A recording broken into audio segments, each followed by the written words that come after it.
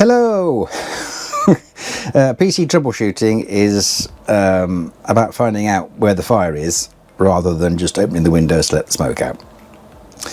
And with this particular problem, there's an awful lot of wafting going on, and then you shut the windows again and lo and behold, there's the smoke, because it's actually quite awkward to find out where the fire is.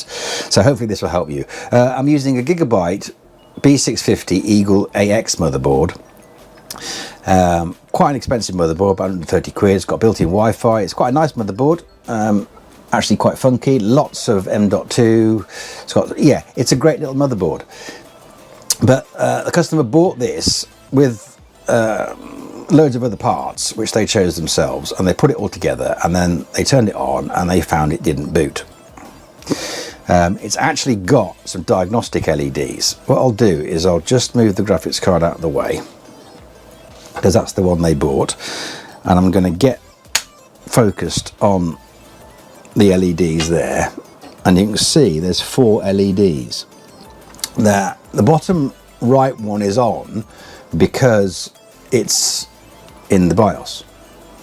Okay, so what I'm going to do is I'm going to restart the machine, and then you'll see the boot process and you'll see what the lights do.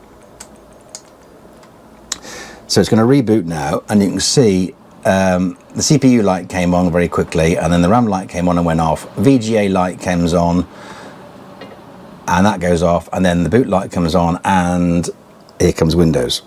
Okay, so that's the procedure. You get VGA as the third light, CPU first, RAM second, VGA third, boot fourth, right? So what I'll do is I'll clamp it back down and we'll restart and go back into the BIOS.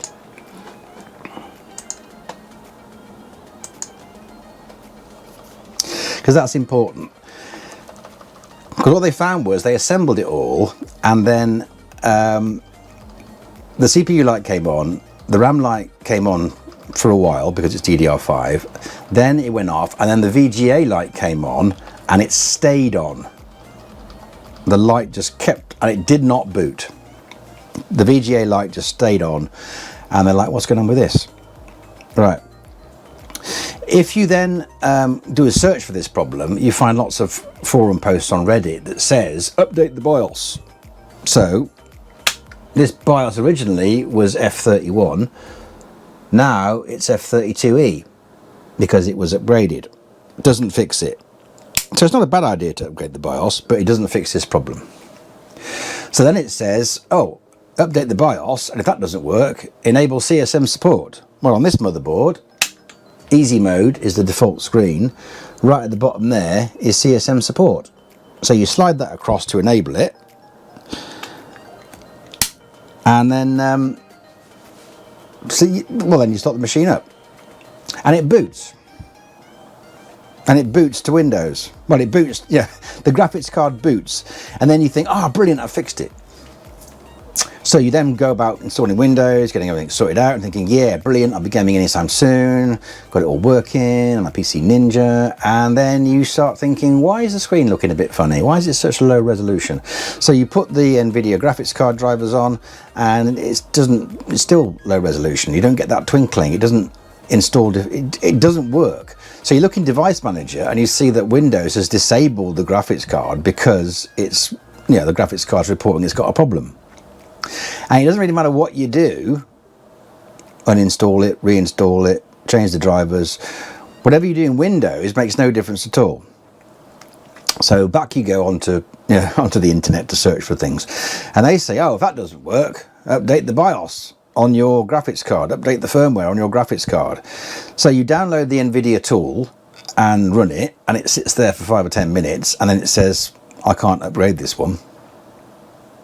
Because I think what's happening now, we're at a turn in the road, a fork in the road, a turning point for PC hardware, and it's quite exciting, but a bit annoying if you've bought these bits and want to get them to work. I liken it to when they took the lead out of petrol. So if you had an older car, or a car that needed leaded petrol, you either modified the engine or you added lead to your petrol. Or you bought a new car, obviously, you could do that as well.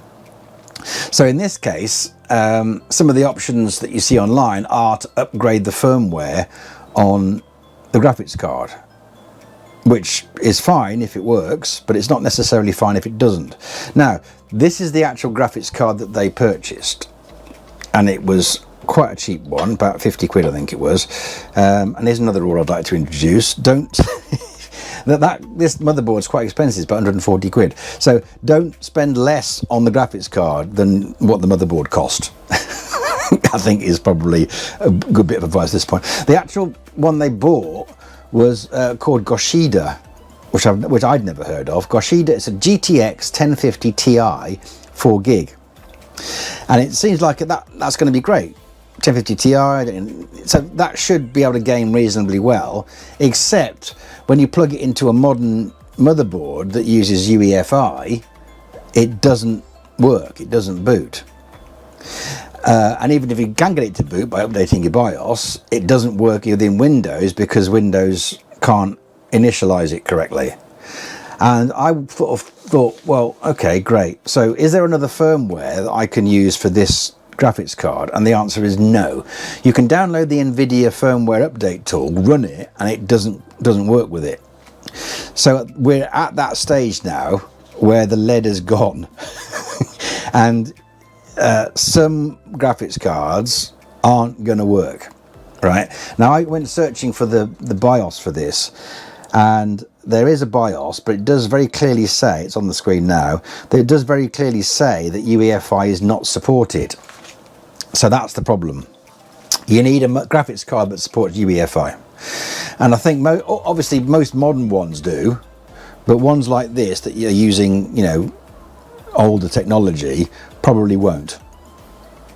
So if you've got this problem with it hanging on the VGA light, you can update the BIOS if you want to, but if you're a bit worried about that, you need to check your graphics card, see which version you've got.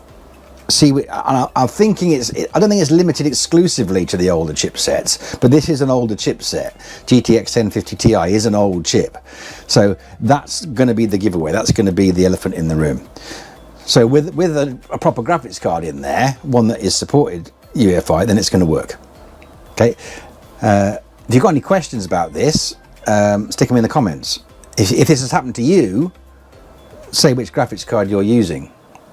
I actually made another video, which I think 40 people watched before I took it down, where I basically slate this motherboard and say, isn't it a disgrace how it doesn't support, not realising that this is actually the problem. Cheapy graphics card is the problem. And in fairness to Gigabyte, for 140 quid board, it would be nice if they catered for this kind of product, but it's not unreasonable for them not to.